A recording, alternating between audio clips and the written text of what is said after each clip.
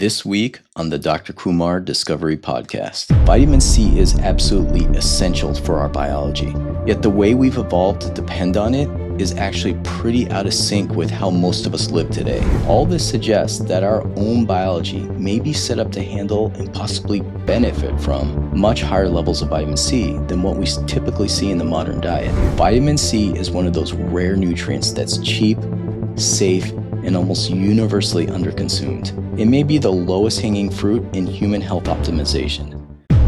My name is Dr. Ravi Kumar. I'm a neurosurgeon in search of the causes of human illness and the solutions that help us heal and thrive. I want you to join me on a journey of discovery as I turn over every stone in search of the roots of disease and the mysteries of our resilience. The human body is a mysterious and miraculous machine with an amazing ability to self-heal. Let us question everything and discover our true potentials. Welcome to the Dr. Kumar Discovery.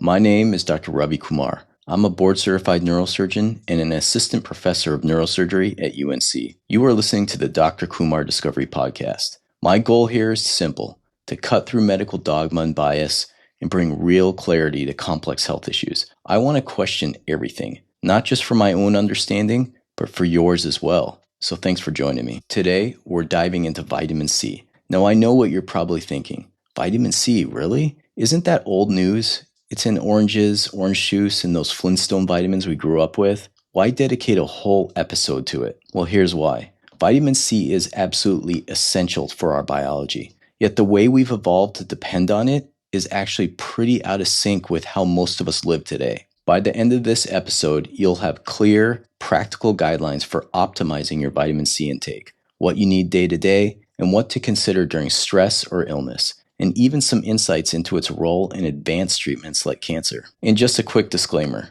Before we dive in, I'm a doctor, but I'm not your doctor. This podcast is for informational purposes only and isn't meant to diagnose or treat any medical condition. My aim here is to bring clarity to complex health topics so you can think more clearly about your health and make informed decisions with your healthcare provider. I believe knowledge is power, and I want to empower you to take an active role in your health journey. Also, please note that this podcast is separate from my role as an assistant professor at UNC. So let's get started with the most basic question. What is vitamin C? Chemically, vitamin C is called ascorbic acid. It's a powerful antioxidant, a molecule that helps neutralize free radicals, which are unstable molecules that can cause oxidative damage in our bodies. What's interesting about ascorbic acid is how universal it is across life on Earth. It's been highly conserved throughout evolution, showing up in almost every form of life. But two major kingdoms rely on it the most: Kingdom Plantae and Kingdom Animaliae. Plants make vitamin C to help manage the intense oxidative stress created by photosynthesis. Think of photosynthesis as a controlled fire. It's essential for life, but if it gets out of hand, it can damage the plant. So the plants use vitamin C to keep things in balance, and it's found throughout all their tissues. Most animals also make their own vitamin C using an enzyme called L-galonolactone oxidase. This enzyme allows them to convert glucose into vitamin C whenever they need it, supporting their antioxidant defenses and many other bodily functions. But here's where it gets interesting for us. Humans, along with a handful of other species like higher primates, guinea pigs, some bats, and certain fish, have lost the ability to make vitamin C because of mutations in this enzyme. So unlike most animals, we can't make our own vitamin C, and we have to get it entirely from our diet. In almost every case, that means we depend on plants to provide our vitamin C. And that sets the stage for everything else we're going to talk about in this podcast. Okay, so we know vitamin C is ascorbic acid. We know it's an essential antioxidant used by both plants and animals, and we know humans can't make it ourselves. But what makes vitamin C so special? Why has evolution preserved it so widely across such different life forms? The answer to that question is twofold. First, vitamin C is water soluble, which means it dissolves easily in the fluids of our bodies. This allows it to circulate freely in our blood and reach every cell in our body. In addition, it has the ability to diffuse oxidative damage in lipid membranes, which is usually the domain of fat-soluble antioxidants. That makes vitamin C uniquely able to provide constant antioxidant protection in all the watery and fatty spaces of our bodies. Second, Vitamin C is a powerful and fast-acting antioxidant. Here's what that means. When free radicals start a chain reaction, they can cause damage by bouncing from molecule to molecule, lighting up a sort of molecular wildfire. Vitamin C is like a firefighter. It jumps in and neutralizes the free radicals and stops the chain reaction in its tracks. What's even more impressive is that vitamin C doesn't just get used up once. After it neutralizes a free radical, it can be recycled, essentially recharged, so it can go right back to work again and again. This makes it incredibly efficient at controlling oxidative stress over time. So you're probably asking, what do I mean by oxidative stress? In simple terms, oxidation is when a molecule loses an electron, and reduction is when it gains one. We collectively call these redox reactions, and they power almost every process in our bodies. Energy production, building proteins, creating DNA, and much more. Oxidation is like the spark that keeps our biological engines running. But just like a fire, it needs to be controlled. If oxidation gets out of hand, it can damage important parts of our cells. It can oxidize fats in our cell membranes, it can change the shape of our proteins, causing them to malfunction, and it can damage DNA, causing mutations. Unchecked oxidative stress is at the root of many diseases. Things like aging, cognitive decline, Alzheimer's disease, cardiovascular disease, high blood pressure, metabolic diseases like diabetes, and even cancer. These chronic inflammatory diseases are almost always associated with runaway oxidative damage. That's why antioxidants are so important and why vitamin C is a keystone molecule in this system. Its ability to reach everywhere in the body, stop damaging chain reactions, and be recharged for continual usage makes it critical for protecting our health. Now, to really understand how vitamin C works, we need to look at its structure and how it acts at the chemical level. In its active form, vitamin C is called ascorbate. Think of ascorbate as a tiny battery, always ready to donate an electron to a molecule that has become oxidized. Remember, when a molecule is oxidized, it's lost an electron, and giving it back an electron neutralizes it or reduces it. Ascorbate steps in, offering one of its electrons, along with a proton, to this oxidized molecule. That stabilizes the molecule and stops the damage from spreading. Now at this point, vitamin C itself is missing an electron. Normally a molecule in this state would go looking for an electron to steal, which can keep the cycle of damage going. But vitamin C does something unusual. Instead of becoming a problem itself, it actually is able to give away a second electron to another oxidized molecule. By doing this, vitamin C ends up neutralizing two free radicals instead of just one, and prevents the runaway free radical chain reaction that leads to cell and tissue damage. After giving away those two electrons, vitamin C becomes dehydroascorbate, an oxidized form that's pretty stable.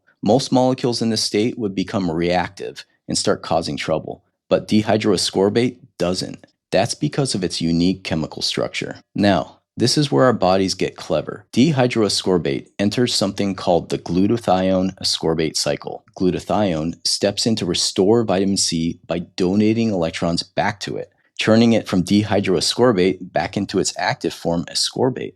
This recycling process relies on an enzyme called glutathione reductase and a little help from a molecule called NADPH, which we use for energy production systems. So as long as our cells have enough energy, this cycle keeps vitamin C recharged and ready to fight oxidative stress over and over again. It's a remarkable built-in defense system with vitamin C and glutathione working together to constantly protect our cells from damage. Hey there, I hope you're enjoying the show, and thanks for being here. If you're finding this valuable, I have a small favor to ask. Please share this episode with someone who you think would benefit from clear, practical health information. In a world full of confusing and conflicting advice, getting evidence-based, understandable insights out there really matters, and you can help make that happen. Also, if you have a moment, please leave a quick rating or review on your podcast app. It really helps others find the show. I'm grateful you're here.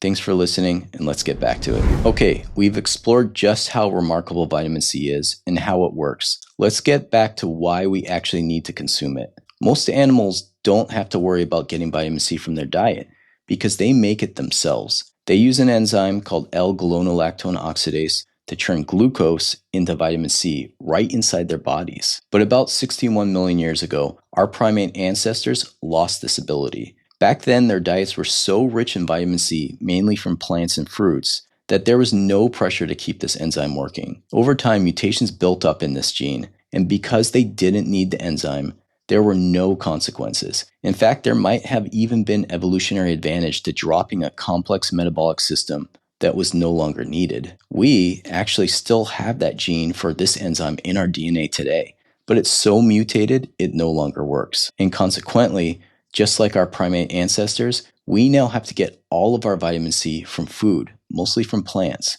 That's in stark contrast to animals like ruminants and rodents, which still have a working enzyme. They can make plenty of vitamin C whenever they need it, helping them keep their immune system strong, their antioxidant defenses active, and their collagen production steady, without having to rely on diet alone. And there's another important point here. Vitamin C, as we know, is water soluble. This gives it a big advantage. It can move freely through our blood and inside our cells, offering antioxidant protection wherever it's needed. But that same property makes it easy to lose. Unlike fat-soluble vitamins, which can be stored in our fatty tissues for later use, water-soluble vitamins like vitamin C are used up quickly, and whatever's left over is lost in our urine. We don't have a big reserve tank for vitamin C. It's more like having just enough money for today's needs. You have to replenish vitamin C regularly, or you'll run out. Now, because we lost the ability to make our own vitamin C, and because of its transient nature in our biology, our bodies had to adapt some pretty creative ways to survive periods when vitamin C wasn't always available. One of these adaptations is higher levels of plasma uric acid. Uric acid is a natural waste product that forms when we break down purines.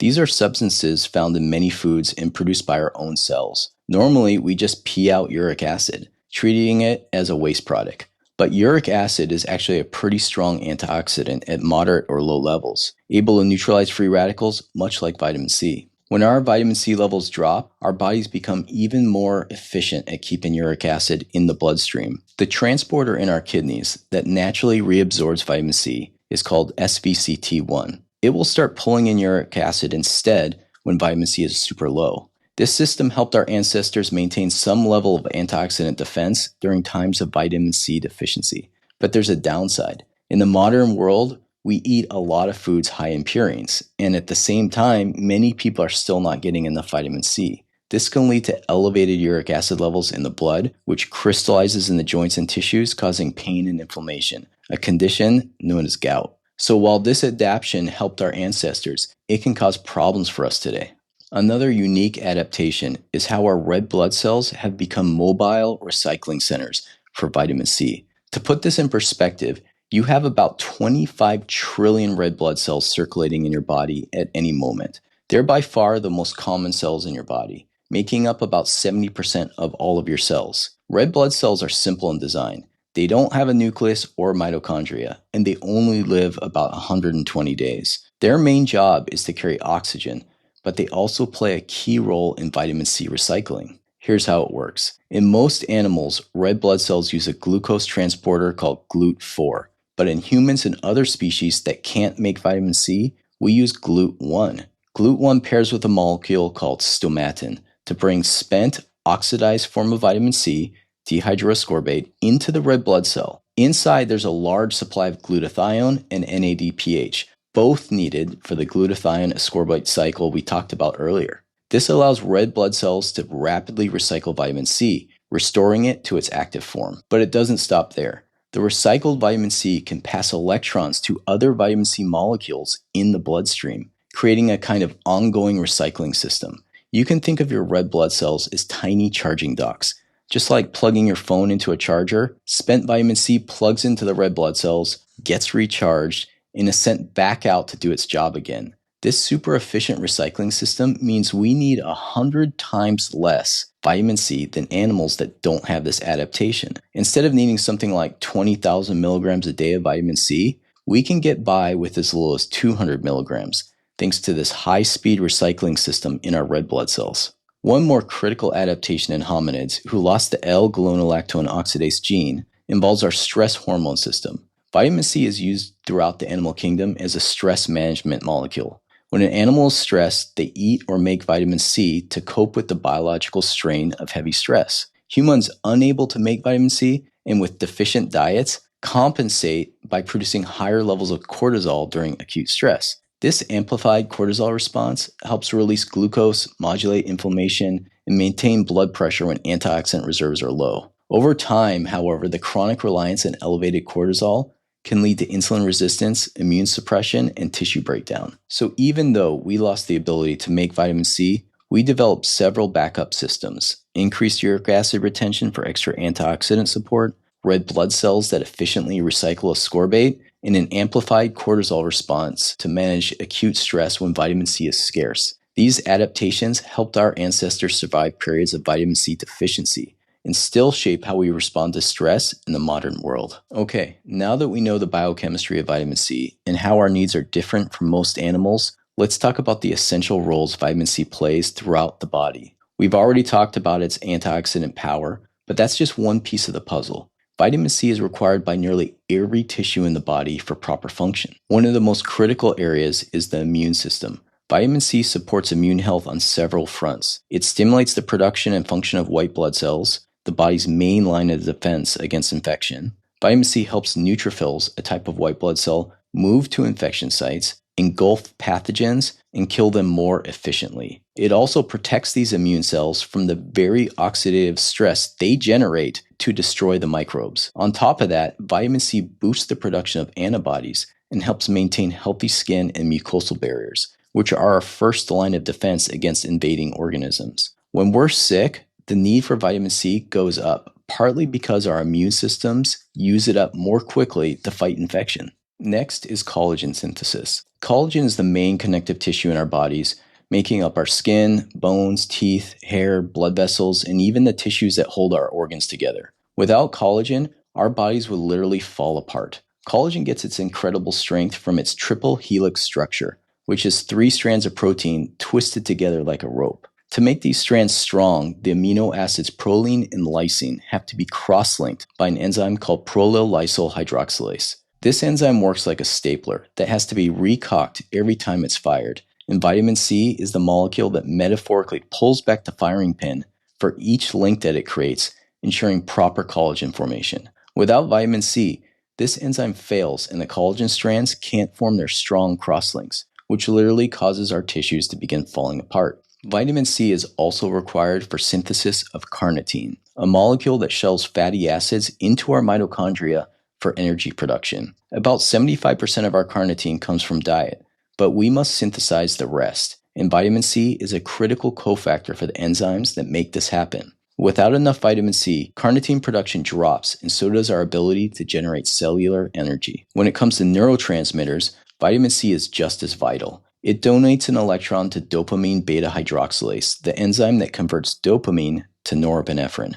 Norepinephrine is important for energy, alertness, stress response, and blood pressure. When vitamin C is low, norepinephrine production drops, which can lead to fatigue, low blood pressure, and poor stress tolerance. Vitamin C is also required to recycle tetrahydrobiopterin, a molecule needed to make neurotransmitters and to enable nitric oxide production, which relaxes our blood vessels and maintains healthy circulation. Without vitamin C, this cofactor stays oxidized and inactive. Another critical function is iron absorption, especially for people who get most of their iron from plants. Animal-sourced iron, which is called heme iron, is readily absorbed, but plant-based non-heme iron, like that in spinach, is hard to absorb unless vitamin C is present. Vitamin C reduces the non-heme iron, making it absorbable, which is why vegetarians are advised to pair vitamin C-rich foods with meals to prevent anemia. Vitamin C also helps counteract natural compounds in plants like phytates and polyphenols that inhibit nutrient absorption. Beyond these functions, vitamin C is involved in protein amidation, modulates DNA methylation,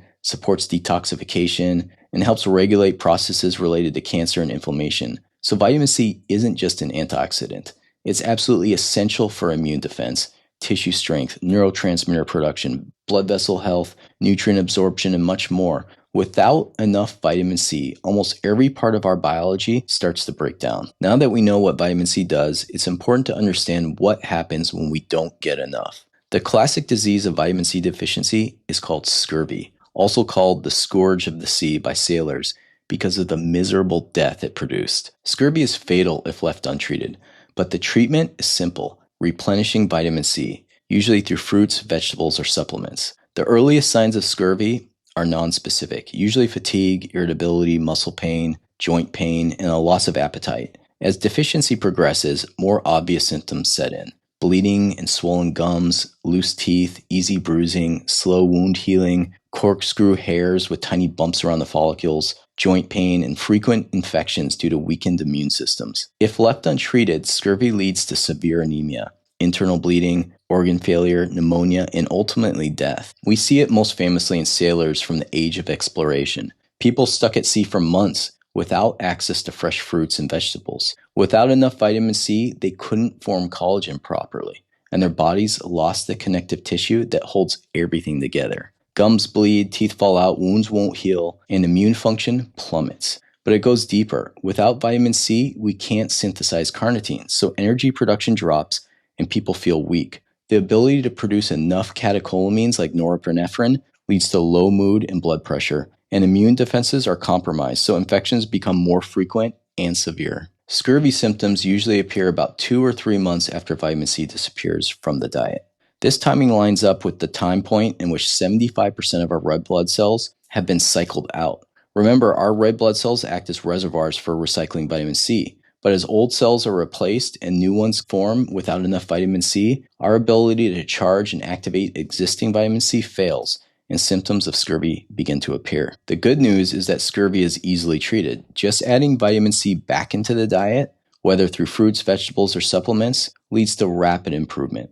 Bleeding gums often heal in a day, and most signs of scurvy resolve within weeks. Scurvy has been known for thousands of years. Ancient Egyptian texts from 1550 BC describe symptoms like bleeding gums, joint pain, and skin hemorrhages in people deprived of fresh fruits and vegetables, and they treated it with onions and leafy greens. But the most famous discovery came in 1747, when Scottish naval surgeon James Lind conducted one of the first controlled trials aboard the HMS Salisbury. He divided 12 sailors with scurvy into 6 groups, each given a different treatment regimen. The interventions he tried were oranges and lemons, cider, vinegar, seawater, a spicy paste, or some sulfuric acid. Only the group given citrus fruits recovered, showing that something in citrus was able to cure and prevent scurvy. Building on Lind's findings, other naval officers convinced the British Admiralty to make lemon juice rations compulsory for sailors. Later, limes, which were easier to source in the West Indies, were used, and British sailors became known as limeys because they could be seen sucking on limes daily. Scurvy wasn't just a sailor's problem, though. It struck during the Irish potato famine, polar expeditions, the U.S. Civil War, and the California gold rush, anytime people went too long without fresh produce. A breakthrough in understanding came in 1928 when Albert St. Georgi isolated vitamin C from adrenal glands. He called it hexuronic acid, which was later renamed to ascorbic acid. He won the Nobel Prize in 1937 along with Sir Walter Norman Haworth for their work on vitamin C's structure and function. So with the cause of scurvy discovered, food-based treatments widely adopted, and the chemical structure of vitamin C finally understood, you'd think this ancient disease would be a thing of the past. But surprisingly, vitamin C deficiency remains common even today, sometimes as subclinical or mild scurvy, and sometimes in its full-blown form. Deficiency isn't just a problem in low-income countries either. Large studies show that low or deficient vitamin C levels are found across the globe, including countries like the UK, Canada, Mexico, India, and the US. In the United States alone, about 15% of adults are considered vitamin C deficient, and up to 20% have levels that are depleted. Those most at risk include low-income families, the elderly, people with restrictive diets, including alcoholics or those with psychiatric illnesses, families facing food insecurity, and smokers, since oxidative stress from smoking rapidly depletes vitamin C. So even though vitamin C deficiency is easily prevented, it remains an under-recognized problem worldwide. Current guidelines from the U.S. Institute of Medicine recommend 90 milligrams of vitamin C per day for men and 75 milligrams per day for women. These recommended daily allowances are based on something called the estimated average requirement, which is the amount needed to prevent scurvy, which is anywhere from 10 to 60 milligrams per day. The RDA is set by taking 2 standard deviations above that number just to make sure that almost everyone is covered, but this target is aimed at preventing scurvy, not at optimizing health. And that's where we run into a problem. Is the dose that prevents scurvy the same dose that supports optimal health? Most likely the answer is no. The RDA may prevent scurvy, but it may not be enough to help us thrive. So if we want to figure out what the optimal dose of vitamin C should be for humans, it makes sense to start by looking at animals that can still make their own vitamin C. How much vitamin C do they actually produce? Take goats, for example. A 70-kilogram goat, which is about the size of an average adult human, synthesizes around 13 grams of vitamin C per day. That's 13,000 milligrams compared to our RDA of just 90 milligrams for men and 75 milligrams for women. To put it another way, goats are making about 150 times more vitamin C every day than we're told to consume by the government. Rodents are even more dramatic. Depending on the species, rodents make anywhere from 80 to 300 milligrams of vitamin C per kilogram per day. If you do the math for a 70-kilogram animal, that's up to 21 grams or 21,000 milligrams of vitamin C every day. Why are these animals producing so much vitamin C? In nature, animals use high levels of vitamin C for rapid tissue repair, to handle stress and infection, and to maintain strong antioxidant defenses.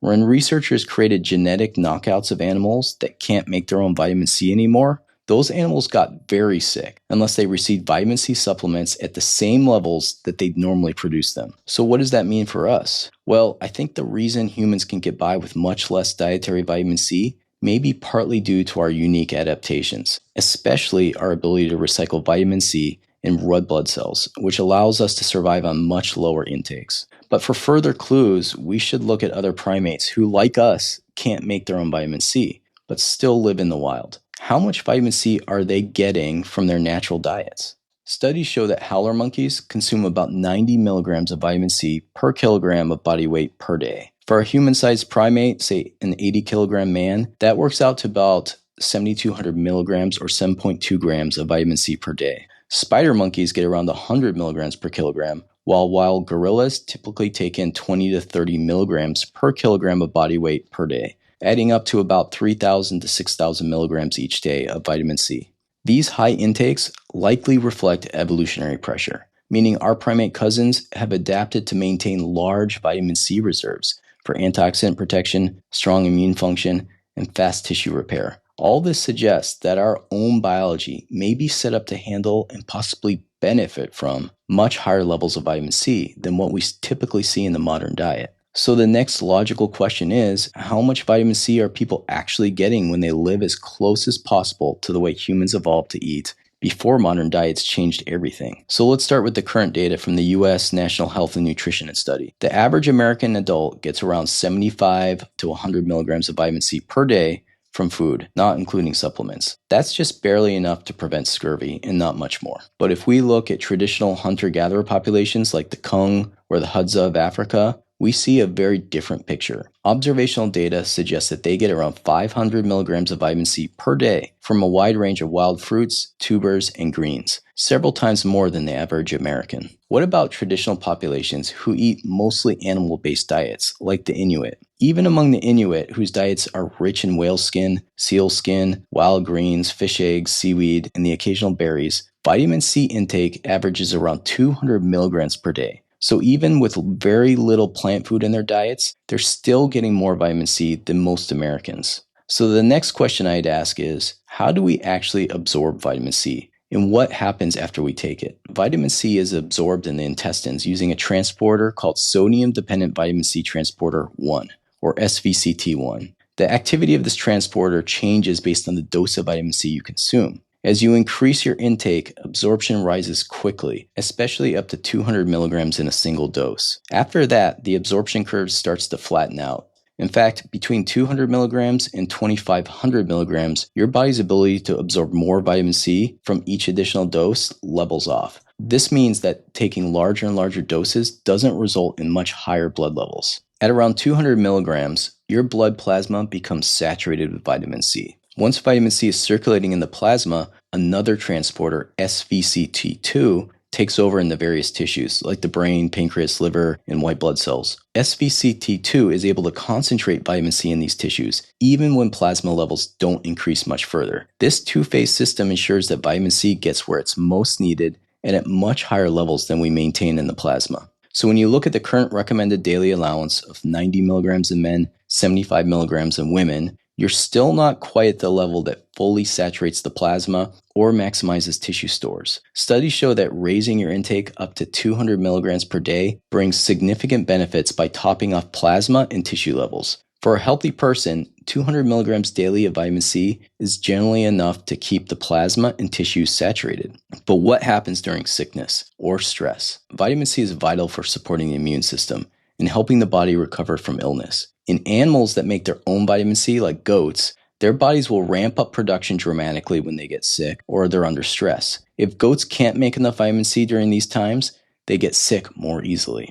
For primates like us who can't make our own vitamin C, studies show that during stress or illness, our needs go way up. So while 200 milligrams per day is probably enough for healthy people to stay saturated, it may not be sufficient during times of stress, sickness, or injury. That's when the body's demand for vitamin C spikes and higher intake may be beneficial. And this very premise was something that caught the attention of a famous scientist named Linus Pauling. Pauling wasn't just any scientist. He was a 2-time Nobel laureate and one of the most prolific chemists in American history, with over 1,000 scientific papers to his name. In 1970, he published a book called Vitamin C and the Common Cold, where he argued that we are likely taking far too little vitamin C, especially during periods of stress or infection. Pauling pointed to the evidence from the animal kingdom and from studies on primates, noting that they get vastly more vitamin C in their diets than modern humans. Based on his research and observations, Pauling suggested that humans should start taking at least 20 to 50 milligrams of vitamin C per kilogram per day to match ancestral evolutionary levels. That works out to anywhere between 1,400 milligrams to 3,500 milligrams per day for most adults, a far cry from the current RDA of 90 milligrams. He believed that higher intakes could reduce the incidence and severity of the common cold and support better immune health overall. So what does the science say about his theory? One particularly fascinating study was done by a couple of researchers named Hume and Wires in 1973. They recruited healthy hospital workers and measured their vitamin C levels in their white blood cells. Then they followed each subject until they caught a cold and then measured their white blood cell vitamin C as their illness unfolded. What they found was striking. White blood cell vitamin C levels plummeted from normal to scurvy-like levels within the first day of cold symptoms, then gradually recovered as the person got better. This showed that the demand for vitamin C skyrockets during illness, and that baseline intake just isn't enough to keep the immune cells fully charged during this stressful period. The researchers then looked at how much vitamin C it would take to keep white blood cell levels high, even during a cold. During the periods of good health, 1 gram per day of vitamin C was enough to keep immune cells saturated. But when participants became sick, their white blood cell vitamin C levels still dropped, unless they increased their dose to 6 grams per day during the first 3 days of illness. At this higher dose, vitamin C levels in the white blood cells remained in the normal range and rebounded quickly after the illness passed. A separate study found that white blood cell vitamin C levels could be maintained in the normal range by taking 500 milligrams per day of vitamin C over a 14-week period. Other clinical trials have backed up these findings. In one study, students who developed cold symptoms were given 6 grams of vitamin C on the first day, followed by 3 grams per day thereafter. Their symptoms dropped by 85% compared to controls after that initial large dose. Importantly, this so-called mega dose of 6 grams per day didn't create super high levels. It just kept vitamin C in the white blood cells within the normal range, preventing severe depletion seen during illness. All this evidence supports the idea that while 200 milligrams of vitamin C per day is enough to keep a healthy person topped up, it isn't enough to keep us ready for periods of stress or to sustain us through the crucible of stress or illness itself. When the body's demands for vitamin C rise, we need to take more vitamin C. A helpful way to think about this is the daily cash flow analogy. If you know you need $20 a day to live, you might keep just $20 in your checking account and deposit $20 daily. But when a crisis hits, a medical bill, a car accident, a tax payment, you suddenly need a lot more. If all you ever have is your daily minimum, you quickly fall behind. The same is true with vitamin C. During health, your needs are steady, but when you get sick or stressed, your body needs to draw on a bigger reserve. That's why higher doses may be required in these situations, to keep your immune defenses ready and replete when the immunological battle begins. This is something that's really poorly understood by both doctors and the general public, and a lot of that confusion comes from how vitamin C research has been handled in the scientific community. Most people look at the results of randomized controlled trials, which often fail to show impressive benefits for vitamin C, and they assume it just isn't very effective. But here's where things get tricky in medicine. Observational studies, which show correlations between nutritional health factors and health outcomes, get dismissed because they don't prove causation. Meanwhile, randomized controlled trials are held up as the gold standard for causation. But RCTs are only as good as their design. And when it comes to nutrition and vitamin C especially, trials can have serious flaws. Many vitamin C trials use doses below 1 gram per day, which we know from earlier research isn't enough to saturate white blood cells during infection. Some trials only enroll well-nourished patients who are least likely to benefit, ignoring those who actually are deficient and might show the most improvement. Other studies run interventions for too short of a time to see real results, especially in the context of long-term nutrition or recovery from illness. The problem is when a poorly designed RCT proclaims a negative result, it tends to overshadow all the positive evidence from observational studies, ancestral wisdom, and basic common sense. That negative trial gets overweighted, and suddenly the idea that vitamin C could be critical for optimizing health is dismissed. But if you look at what actually happens during infection, whether in animals or humans, the demand for vitamin C skyrockets. Fighting infection generates huge amounts of oxidative stress and inflammation. In this setting, vitamin C is not just helpful, it's a linchpin for the whole system. Humans who can't make their own vitamin C suffer unnecessarily during stress and illness because the key to their immunological machines is missing. That key is vitamin C. The idea that low doses are enough for everyone and in every situation just doesn't fit what we know about human biology and vitamin C. So after criticizing clinical trials, let me clarify. Discovering anything in medicine is difficult without them. My point isn't that clinical trials are useless. In fact, when they're well designed and positive in their outcomes, they're some of the most convincing evidence we have. They show us clear cause and effect, and often with a level of rigor that's hard to dispute. The issue is that because nutrition is complex and disease is multifactorial, a poorly designed trial can easily produce a negative result and mislead us into ignoring real practical observations. So all that being said, what do the clinical trials say about vitamin C, especially for infections like the common cold and flu? A landmark Cochrane review found that regular supplementation with vitamin C reduced the duration of colds by 8% in adults and 14% in children. The benefits were even greater for people with more severe symptoms. The worse the cold, the more the vitamin C seemed to help. The study also found that people under heavy physical stress, like marathon runners, skiers, and soldiers who took vitamin C doses of 600 to 1,000 milligrams per day, reduced the risk of developing a cold by 50%. That's a dramatic effect, and it fits given the fact that we know these athletes were under high amounts of stress and rapidly depleting their body's vitamin C stores. Other research has shown that vitamin C can have a significant impact on serious infections.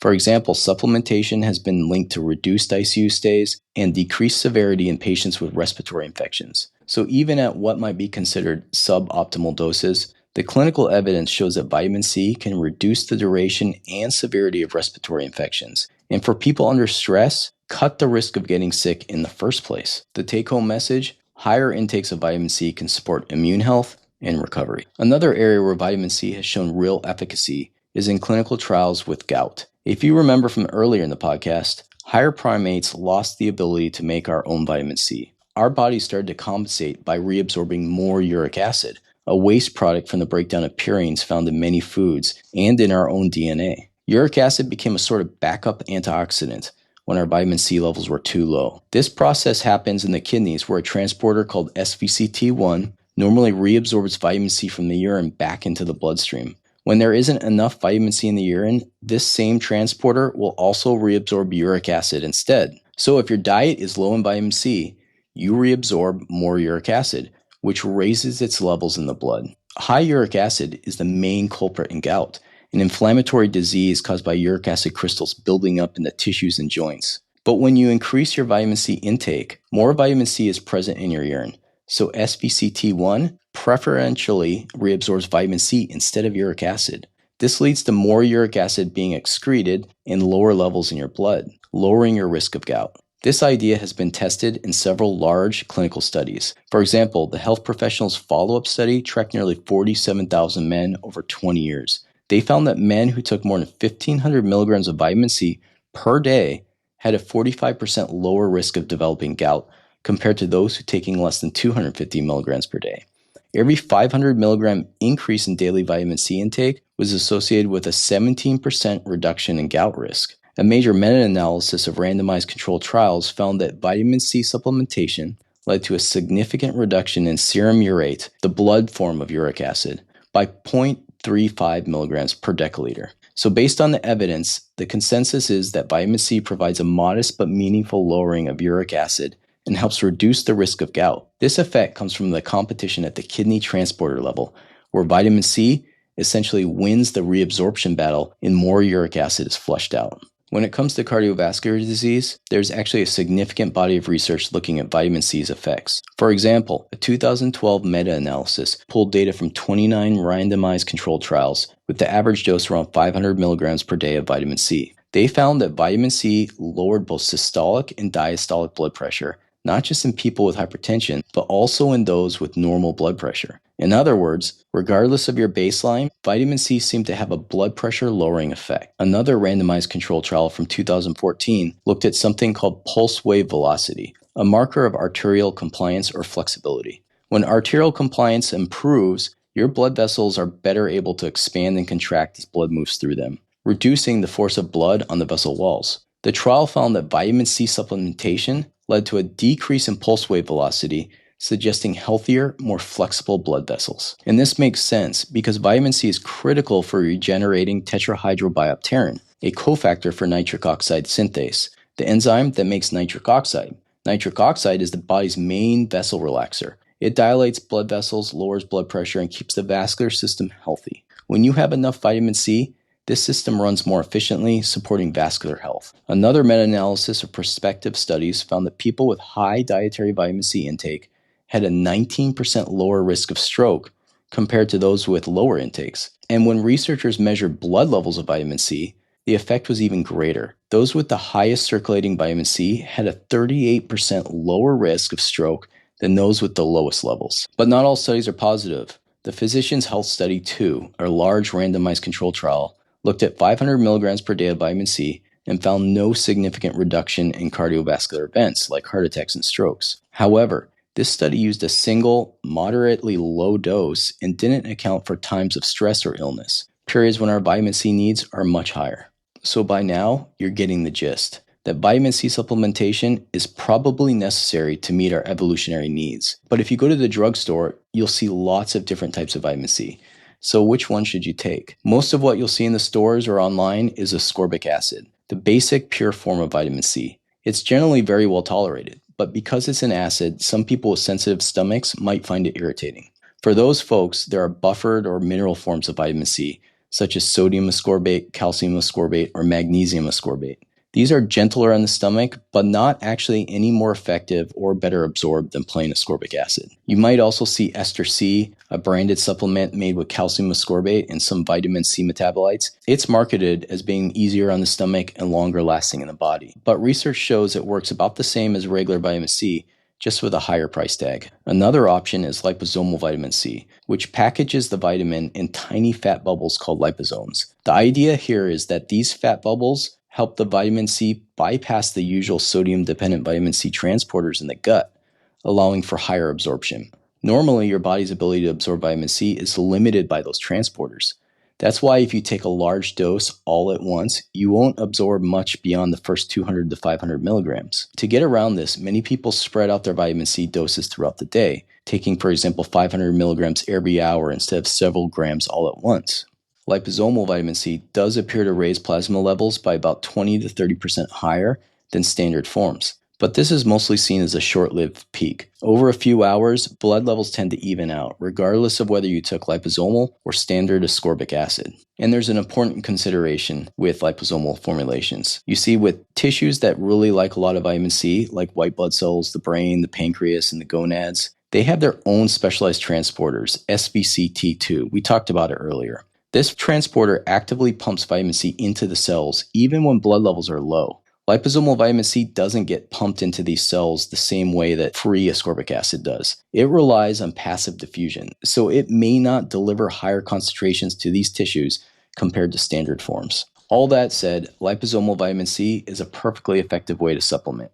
And if you like it, it's a fine choice. But for most people, regular ascorbic acid gives you the most bang for your buck. And finally, there's intravenous or IV vitamin C, the least accessible but the most powerful way to get vitamin C into your system. IV vitamin C is a whole different ballgame because it bypasses the body's normal absorption limits in the gut. Instead of being capped by the intestinal transporters, IV administration allows you to deliver dramatically higher concentrations of vitamin C directly into the bloodstream, up to 70 times higher than you could achieve with even the largest oral dose. So what's the benefit of reaching these extremely high blood levels of vitamin C? This approach has shown some remarkable effects, especially in the realms of cancer treatment and overall wellness. High-dose vitamin C has been explored as an adjunct therapy for certain cancers, and some studies suggest it may help reduce side effects of chemotherapy, support immune function, and even has direct anti-tumor effects. There's also growing interest in IV vitamin C for severe infections, where massive oxidative stress and inflammation can quickly deplete the body's vitamin C reserves. Of course, IV vitamin C isn't something you can do at home.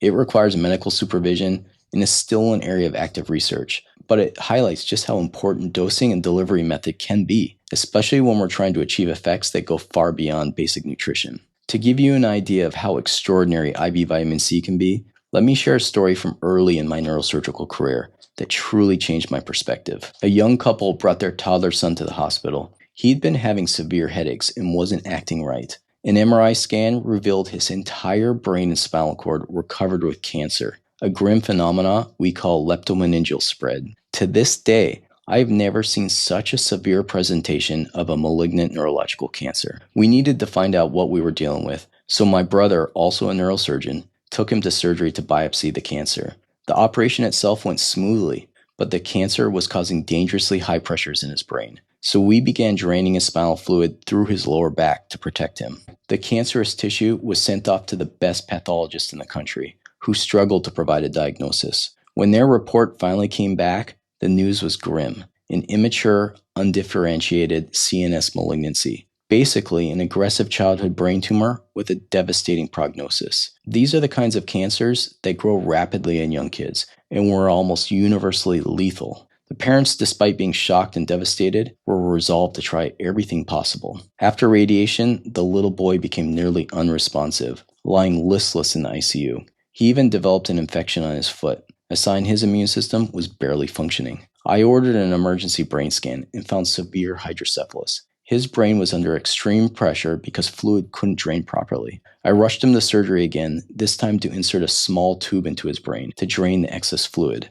At the time, I wanted to be as honest and realistic with the parents as I could. This shunt would save his life tonight, but it would be a palliative measure, which means it essentially would only help him survive a little bit longer. Fortunately, after surgery, he began to wake up and interact with his parents, though he was still deeply injured. The pediatric oncologist felt the boy was too weak and would not survive the chemotherapy. And even if he had been strong enough, they didn't have a good drug for an aggressive cancer like this. The parents, searching for any hope, had read about IV vitamin C. They wanted to know what I thought. At the time, I knew the theory behind high-dose IV vitamin C, but had never witnessed it firsthand. Given his dire prognosis and the lack of other options, my opinion was, why not? There was essentially nothing to lose. The only treatments modern medicine had left for him were poisons that had no chance of saving his life. They may give him a little extra time, but at the cost of great suffering. His parents arranged for him to receive twice-weekly IV vitamin C infusions through an open-minded healthcare practitioner that they knew. At the time, I had a feeling of dread. I had seen so many patients with less severe cancer succumb to their disease, and honestly, I expected that I'd soon get a notice of this little boy's death from the hospital. But then, unexpectedly, I got a call from his mother asking for a routine incision check. I was surprised he was still alive, much less to hear the hope in her voice. At their visit, he was in a wheelchair, but awake, smiling, and interacting with me. Totally remarkable considering how injured he had been just weeks earlier. In the months that followed, he continued receiving IV vitamin C, and he continued to improve. He went from a wheelchair to a tricycle to crawling upstairs to walking, running, playing, and even jumping off boats into the water. This was a little boy who had been headed for certain demise, and now he was thriving and recovering every day. It was nothing short of miraculous. That was in early 2020, and that little boy Gavin is still alive today and doing fantastically.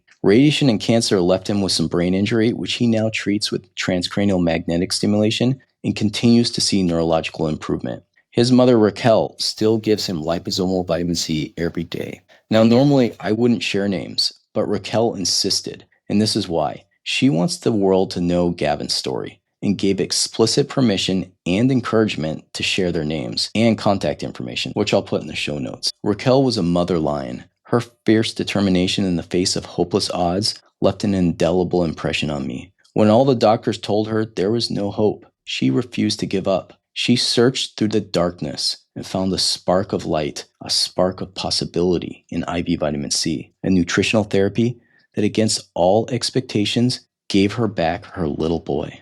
Gavin's story was remarkable. It opened my eyes to the potential of IV vitamin C and sparked my fascination with its use in medicine. What's unique about IV vitamin C is that it bypasses the digestive system entirely. When you take it intravenously, your body can achieve blood levels of vitamin C that are up to 70 times higher than anything you could ever reach with an oral supplement. At these ultra-high concentrations, vitamin C actually behaves differently. It shifts from an antioxidant to acting as a pro-oxidant. This paradoxical switch is actually what makes it especially interesting in cancer. Here's how it works. Cancer cells, unlike healthy cells, rely heavily on glucose for energy, a phenomenon called the Warburg effect. They have abundant GLUT1 receptors on their surfaces to help bring in extra glucose, but these also allow large amounts of vitamin C to enter the cancer cells. Inside, cancer cells have lower levels of key antioxidant enzymes like catalase and glutathione peroxidase, making them less able to neutralize oxidative stress. When vitamin C enters cancer cells, it interacts with metal ions like iron and copper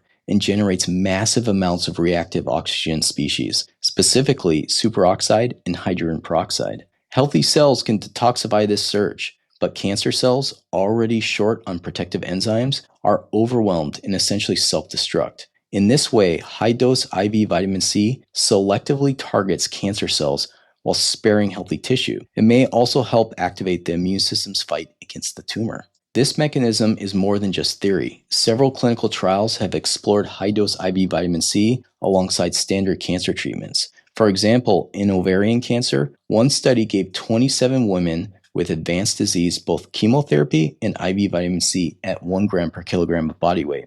The result? Patients not only tolerated chemotherapy better with fewer side effects, but their overall quality of life improved. In glioblastoma, an aggressive and usually fatal brain cancer that I deal with frequently, patients who received IV vitamin C 3 times a week alongside standard radiation and chemotherapy lived significantly longer. Progression-free survival increased more than 2.5 months and overall survival by more than 4 months. For breast cancer, adding IV vitamin C to chemotherapy extended progression-free survival by 2.5 months and overall survival by 9 months compared to chemotherapy alone. Across these and other trials, IV vitamin C appears to enhance the effectiveness of standard therapies, reduce chemotherapy side effects, and improve patient well-being and energy. While it's not a miracle cure for everyone, the safety profile is strong, and the potential upside, especially in otherwise untreatable cancers, is real. Speaking personally, if I or a family member were facing cancer, I would absolutely include IV vitamin C as a part of the treatment plan. The risk is low, and the potential benefits, particularly in aggressive diseases, are significant. IV vitamin C also shows benefits for general wellness.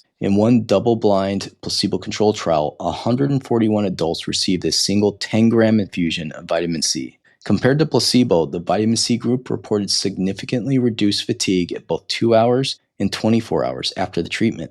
Blood tests also show lower markers of oxidative stress. So how does IV vitamin C lower fatigue if it's acting as a pro-oxidant? This comes down to a concept called hormesis. Hormesis is when a brief, controlled stress like exercise, sauna, cold exposure, or in this case, a spike in oxidative molecules, stimulates your body's own defenses, making you stronger and more resilient. Vitamin C at high doses seems to trigger this hormetic response. While vitamin C is generally safe and well tolerated in healthy adults, even at higher oral doses, there are some risks to be aware of, especially with high-dose IV vitamin C. One rare complication is oxalate nephropathy. In people who are susceptible, very high doses of vitamin C can increase oxalate levels in the kidneys, which in turn can lead to kidney stones or even kidney injury. Another risk is for those with G6PD deficiency, which is a rare genetic condition.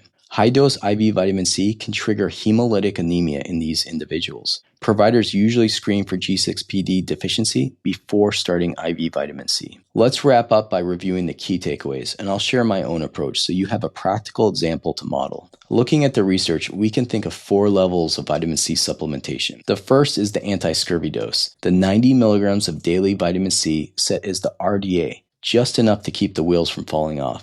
But even in developed countries, many people fall short and develop symptoms of vitamin C deficiency. Second, there's the healthy maintenance dose, about 200 milligrams a day of vitamin C. At this level, most healthy people will saturate their blood and tissue stores under low stress conditions. But at this level, they're not prepared for stress. Their emergency fund is essentially empty. Third, there's the stress and sickness zone.